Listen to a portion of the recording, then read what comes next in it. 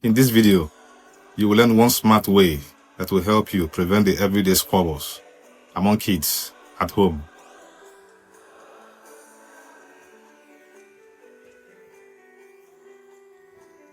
Hey friends, it's Obi Naombone here from Eye of Imagination, where you are empowered to achieve remarkable personal success. We offer you thought-provoking insights that enhance your productivity and help you add value to things and people. If you're new here, please make sure you click that subscribe button and all the links to anything I mentioned in this video. So let's jump into it. I know what Mr. Okechukwu. He is not a celebrity. Neither were his parents celebrities.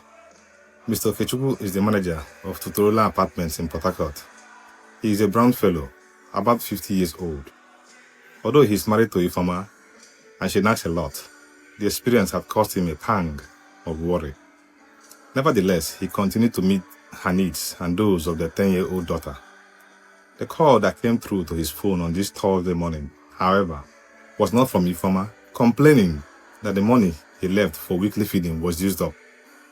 It was a male voice, and it was familiar. Okechukwu dropped his pen on the desk and reclined the swiveling chair. Shortly before noon, the male voice, calling from a location 680 kilometers away, said, "There has been another reshufflement in my office. I am on transfer at another branch. I will bring her to stay in your house till I settle down." A crazy thought filled his head of lying and saying, "My house is full right now."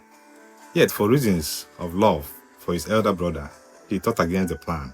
Being a kind-hearted fellow, Okechukwu said, "It's not easy for me at this time, but I know Ifeoma loves kids around her, so you can bring her over whenever you want."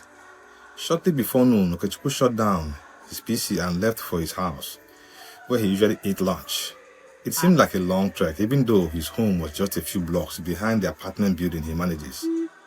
Through the lonely streets lined with tall fenced residential buildings where angry dogs barked to the clatter of footsteps, his heavy heart replayed the bitter experience with his wife the day before. Even with the harmattan breeze, the pang of shame he felt for not being man enough to caution his wife about her spendthrift lifestyle kept him from focusing on his brother's call. 5 minutes later, he turned left. With another 100 steps, he turned right into his street and rang the bell at the third gate on his right. The pedestrian gate screeched open and a tall, trimmed, fair lady was a few feet away from the small metal gate. She held a charming smile on her face. He was thankful for that. Okechukwu walked past Ifeoma. Both walked across the increased floor, past the entrance to the elegant 3-bedroom apartment into the house. Once inside his apartment, to the music of Black Sheriff and the humming of the motor of the aquarium, 30 minutes passed, with eating and conversation, but with no talk of her ugly behavior yesterday. Ifeoma wanted to know how soon his nephew was coming to stay with them, but he couldn't give her a definite answer because he too didn't have that information. There was only one thing that bothered Okechukwu now. He feared his 10-year-old daughter's constant squabbles with her 7-year-old cousin each time he came to stay with them. They seemed not to agree on anything. Ifeoma didn't feel bothered by his concern when he voiced it. She sat in an armchair 4 feet away from him, watching him with a smiling face in the low lamplight. She said to her husband, "I have the right idea to prevent any trouble between them this time." Okechukwu's heart bounced back to steadiness, beating numbly.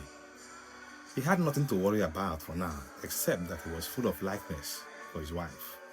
2 weeks later, 10-year-old Ife and 7-year-old Kosi were under the same roof. That morning, nothing was unusual. The December daylight gazed into the spacious living room through the parted chiffon fabric drapes. The scent of lavender issued from the hanging air freshener, and so did excitement from the faces of the occupants. Ife and Kosi stood at the center of the space, facing each other. Ifeoma abided a few inches from them. The homeowner sat in one of the armless dining table chairs, a place that seemed comfortable than being alone in his bedroom, planning his work. The excitement of what Ifeoma expected to say had not been taken away. Of course, the suspense of how she hoped to keep these little ones from breaching the peace in his house had arrived. Whether or not Ifeoma was supposed to give out conditions for peace, she did.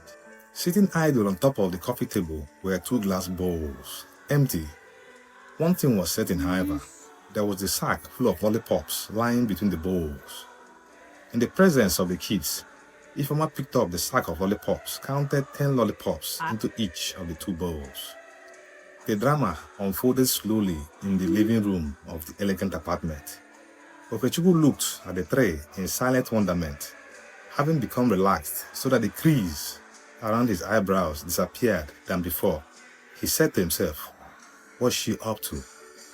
Ifeoma looked at Kosi and turned the bowl to her left. She turned to Kosi again and said, "Kosi, this glass is yours." Ifeoma turned to the bowl to her right and said to Ife, "This glass is yours, Ife." The information was passed in a calm tone. This was not what Okechukwu had expected, and he felt again that he was in for a big surprise.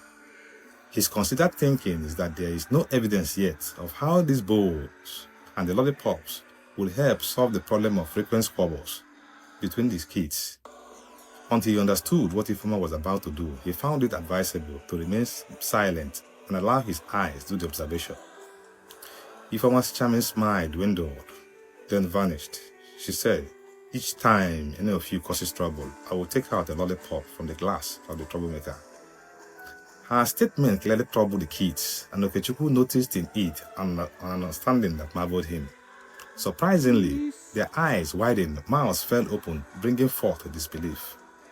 Ifeoma went on to promise the kids that on weekends, each might have whatever lollipop was left in each bowl. Okechukwu walked his tongue around his mouth and wagged his head as if considering her promise, when in fact her imaginative talent impressed him. The whole week passed without any trouble among the kids. Ife and Kosi acted like peacemakers. Kosi didn't want to lose a single lollipop from his bowl, not yet at least for Ife. The house was peaceful, and the conversations between Ife and Kosi seemed to be well directed and managed. Now, as parents, you know what to do whenever you have trouble among your kids.